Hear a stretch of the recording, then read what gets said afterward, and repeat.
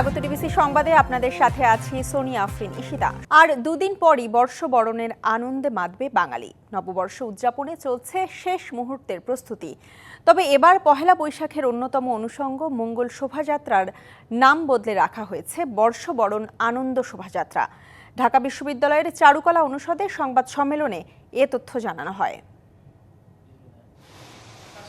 নতুন বাংলাদেশে এক নতুন চৈত্র নেমেছে ঢাকা বিশ্ববিদ্যালয়ের চারুকলা অনুষদের প্রাঙ্গণে। বাংলার নববর্ষ বরণে চলছে শেষ সময়ের প্রস্তুতি। এবারের আকর্ষণ দীর্ঘদেহী এক রাক্ষস, যার মাথায় রয়েছে দুটি শিং এবং মুখের দুপাশে দুটি দীর্ঘ দাঁত। এছাড়া বাঁশ ও কাঠ দিয়ে তৈরি একটি পায়রা, গ্রামীণ ঐতিহ্য লালনকারী একসময় বিয়েতে ব্যবহৃত পালকি, রয়্যাল বেঙ্গল টাইগার, ইলিশ সহ আরও অনেক কিছু। বিশ্ববিদ্যালয়ের চারুকলা অনুষদে এখন ব্যস্ত শিক্ষক শিক্ষার্থীরা। তুলি হাতে হরেক রঙে ফুটিয়ে তুলেছেন বিভিন্ন ধরনের মাস্কট, সরাচিত্র, মুখোশ আর মোটিভ। প্রস্তুতি তো শেষের দিকে বলতে গেলে আমরা একদম শেষ দিন পর্যন্ত চাই যে আমাদের শোভাযাত্রাটা যাতে বর্ণিল হয়। আমাদের ভাষা আন্দোলনের পর থাকবে আমাদের মুক্তিযুদ্ধ এবং আমাদের যে বৈষম্য দূর হোক। এই যে 2024 সালে যে ছাত্র জনতার যে আন্দোলন, এই আন্দোলনের একটা পর থাকবে। শোভাযাত্রায় থাকবে ফ্যাসিবাদের মুখাকৃতি সহ ছোট বড় বিভিন্ন মোটিভ। সামনে নয়, আইন শৃঙ্খলা বাহিনীর বহর থাকবে শোভাযাত্রার দুপাশে। আমাদের একটা চ্যালেঞ্জ হলো যে র্যালি যখন চলবে, বিশেষ করে সামনের দিকে যারা থাকেন, আমাদের এবার 28টা জাতি গোষ্ঠী থাকবে, পেছনে অন্যান্য সাংস্কৃতিক গোষ্ঠী থাকবে, বেসরকারি বিশ্ববিদ্যালয় থাকবে। আমাদের প্রত্যাশা থাকবে পাশ দিয়ে কেউ না ঢুকেন। এদিকে চারুকলা অনুষদের ডিন অধ্যাপক আজহারুল ইসলাম বলেন, মঙ্গল শব্দটি নিয়ে আপত্তি থাকায় নামে পরিবর্তন। আর উপাচার্য বলছেন, শোভাযাত্রার নাম বদল নয়, পুরনো নাম ঐতিহ্যে ফেরত যাওয়ার কথা। একটা ফেসিবাদী শাসন ব্যবস্থার এই মঙ্গল শব্দটাকে এমনভাবে চর্চায় নিয়ে এসেছে, এটা যথেষ্ট রকম কিন্তু ব্যাড ফিলিংস কাজ করছে সোসাইটির বিভিন্ন ধরনের মানুষের। তো আমরা চাই আমরা এই অতীতে ফিরে যেতে। পুরনো নাম এবং ঐতিহ্য ফেরত যাচ্ছে, যেটা দিয়ে চারুকলার এই কার্যক্রম শুরু হয়েছে। আনন্দ শোভাযাত্রার নববর্ষে আমরা এবার যেটি মূল প্রতিপাদ্য করেছি, প্রতিপাদ্যে দুটো মেসেজ আছে। একটি মেসেজ হচ্ছে একটি নিবর্তনমূলক স্বৈরাচারী ব্যবস্থার অবসান, রাজনৈতিক এবং সামাজিক একটি নিবর্তনমূলক ব্যবস্থার বিরুদ্ধে মানুষের যে স্বতঃস্ফূর্ত প্রতিবাদ, সেটিকে তুলে ধরা। পহেলা বৈশাখের শোভাযাত্রায় এবারের প্রতিপাদ্য নববর্ষের ঐকতান, ফ্যাসিবাদের অবসান। Farhaduzzaman, DBC news, Dhaka. এবার বর্ষবরণ উৎসবে সবার স্বতঃস্ফূর্ত অংশগ্রহণের আশা করছে ছায়ানট।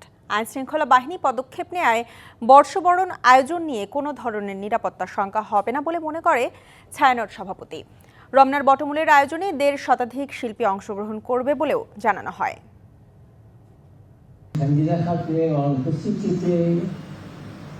এবার প্রথম নববর্ষে আয়োজন হচ্ছে, কিন্তু উনি যে ধারা সংস্কৃতি চর্চা বহমান রাখতে চেয়েছেন, আমরা যেন যোগ্যতার সাথে কিছু করতে পারি, এটি সঞ্জিদা খাতুনের প্রতি আমাদের সবচেয়ে বড় শ্রদ্ধা হবে।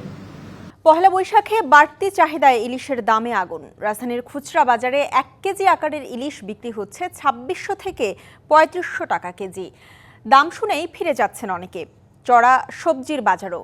আলু, টমেটো আর পেঁপে ছাড়া বাজারে 80 টাকার নিচে কোনো সবজি নেই। তবে খানিকটা স্বস্তি আছে ব্রয়লার মুরগি আর ডিমের দামে। পহেলা বৈশাখে পান্তা ইলিশ খেতে হবে, কিন্তু এখন তো খাওয়া সম্ভব না। আমরা যে খাবো তা না, আমরা আসলে দেখতে পারবো ইলিশ, কিন্তু খেতে পারবো না। এখন কি করে খাবো? এত দাম দিয়ে তো আমাদের পক্ষে কেনা সম্ভব না।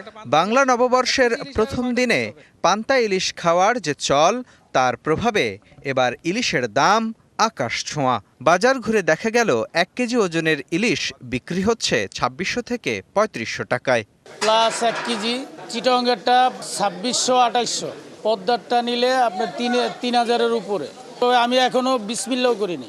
এখন তো আসলে বাজারের উপর খুব বেশি নিয়ন্ত্রণ নেই। একেবারে বাচ্চা বাচ্চা ইলিশগুলো আজকে কিন্তু 1600 চাচ্ছে, যেটা আসলে কোনোভাবেই 1600 হয় না। মাছ অনুযায়ী মানুষের চাহিদা পূরণ করতে পারতেছে না, এই কারণে দামটা বেশি।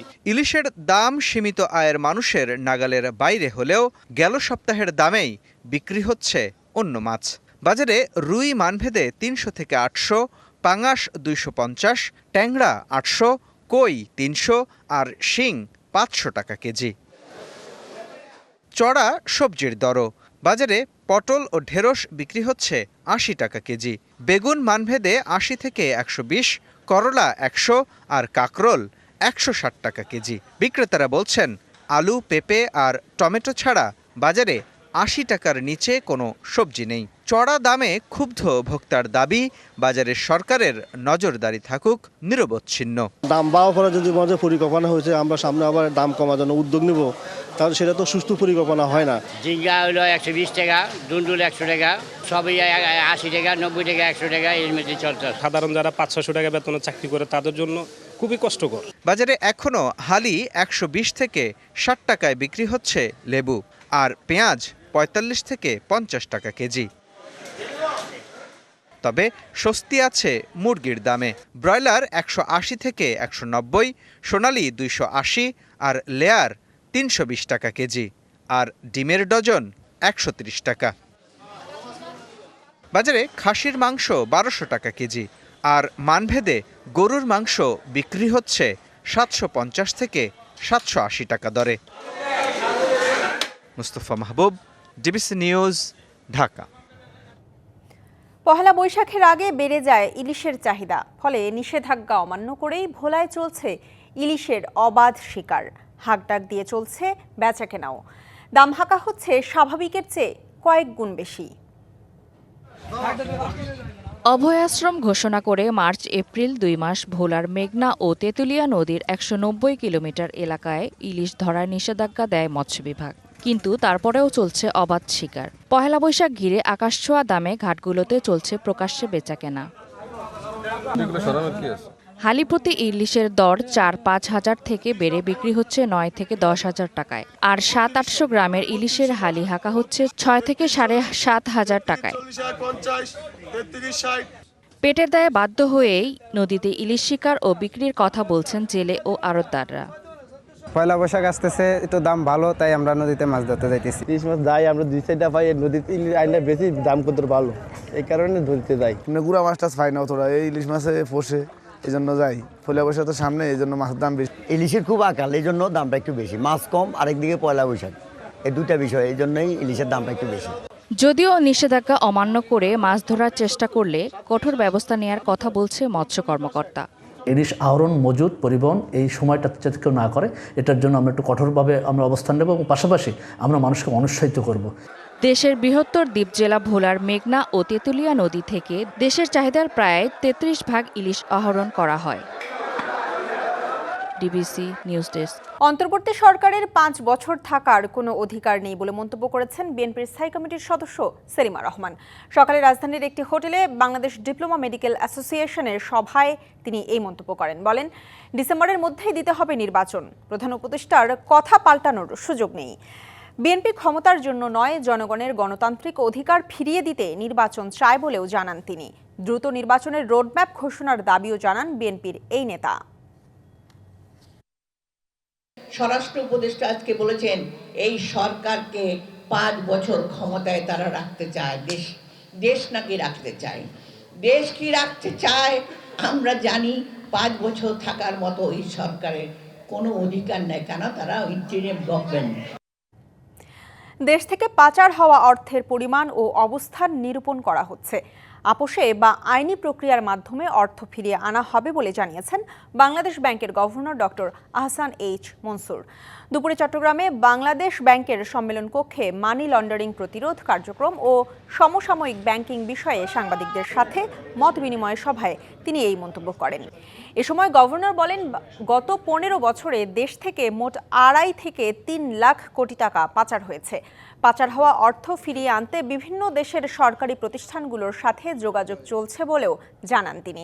এছাড়া ভবিষ্যতে আর্থিক খাতে দুর্নীতি প্রতিরোধে কাজ করছে সরকার।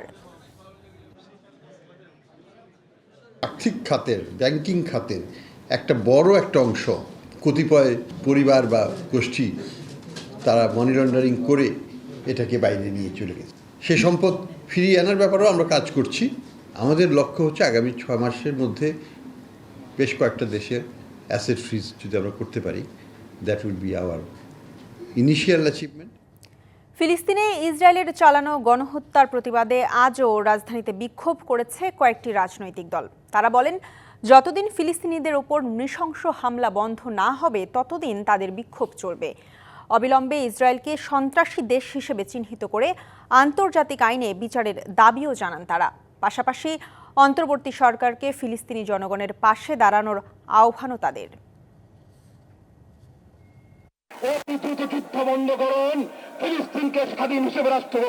ফিলিস্তিনিদের উপর ইসরায়েলের হামলার প্রতিবাদে শুক্রবার রাজধানীতে বিক্ষোভ মিছিল বের করে ইসলামী আন্দোলনের নেতাকর্মীরা।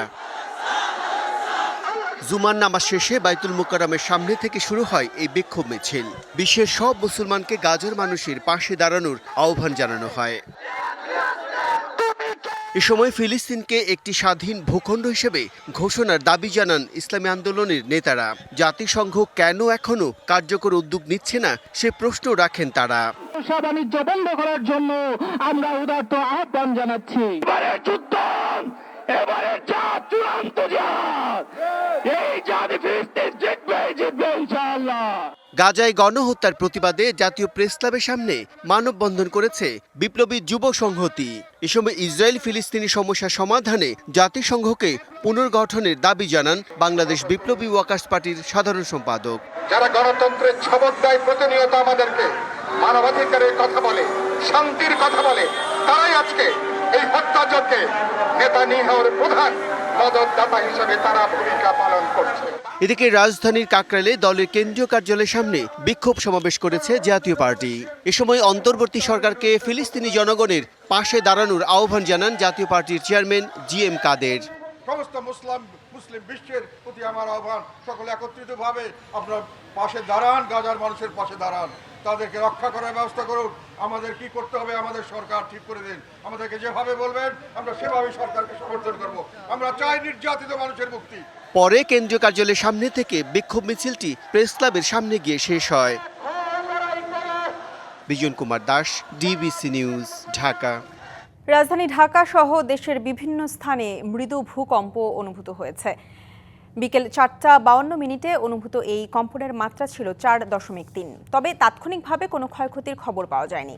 মার্কিন ভূতাত্ত্বিক জরিপ সংস্থা USGS এর তথ্য অনুযায়ী এই ভূমিকম্পের উৎপত্তিস্থল ছিল ব্রাহ্মণবাড়িয়া ও হবিগঞ্জের কাছে বাংলাদেশ ভারত সীমান্তে 10 কিলোমিটার গভীরে। এর আগে গেল 28 মার্চ মিয়ানমারে পরপর দুটি ভূমিকম্প অনুভূত হয়। প্রথমটির মাত্রা ছিল 7.7 আর দ্বিতীয়টির মাত্রা ছিল 6.4। ওই সময়ে ঢাকাসহ দেশের বিভিন্ন এলাকা কেঁপে ওঠে। ওই ভূমিকম্পে মিয়ানমারে 3000-এর বেশি মানুষ নিহত হয়। থাইল্যান্ডেও প্রাণ হারান বেশ কয়েকজন। ভারত ট্রান্সশিপমেন্ট বাতিল করায় বাংলাদেশ ভারত সম্পর্ক আরও সংকটে পড়ল বলে মনে করেন আন্তর্জাতিক সম্পর্ক বিশ্লেষকরা। আর এখনও ভিসা কেন্দ্র না খোলার বিষয়ে পররাষ্ট্র উপদেষ্টা বলছেন, ভারত ভিসা না দিলে অন্য দেশে বাংলাদেশের নাগরিকদের প্রয়োজন মেটানোর বিষয়ে সহযোগিতা করবে সরকার। বিমস্টেক সম্মেলনের ফাঁকে প্রধান উপদেষ্টা ভারতের প্রধানমন্ত্রীর সাথে বৈঠকের পর আশা করা হয়েছিল দুদেশের সম্পর্কের স্থবিরতা কাটবে। যেসব বিষয়ে এখনও দূরত্ব রয়ে গেছে তা কমিয়ে আনার জন্য সময় দিতে হবে বলে জানিয়েছিল দুপক্ষই।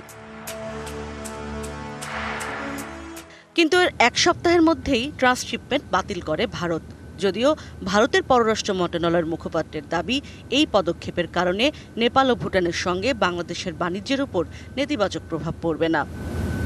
Logistical delays and higher costs were hindering our own exports and creating backlogs. ভারতের সাথে সম্পর্ক ভালো হলো কিনা তা বোঝার একটি নিয়ামক ছিল ভিসা খোলে কিনা দেশটি। কারণ 5ই আগস্টের পর থেকেই বন্ধ ভারতীয় ভিসা সেন্টার। পররাষ্ট্র উপদেষ্টা বলছেন, ভিসা না দিলে উভয় দেশই ক্ষতিগ্রস্ত হবে। তবে বাংলাদেশিরা যদি তৃতীয় কোনো দেশে প্রয়োজন মেটাতে যেতে চায়, সহায়তা করবে সরকার।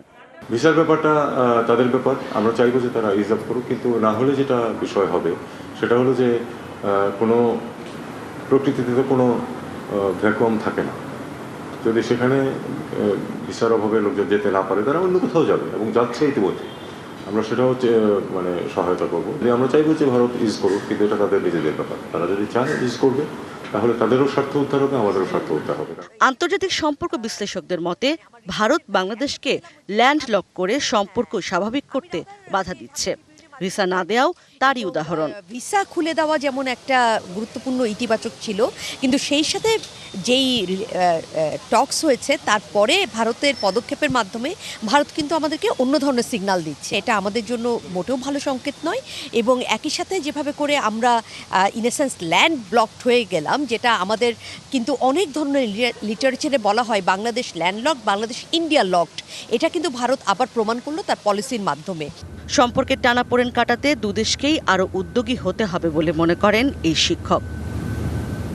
ইশরাত জাহান উর্মি, ডিবিসি নিউজ, ঢাকা।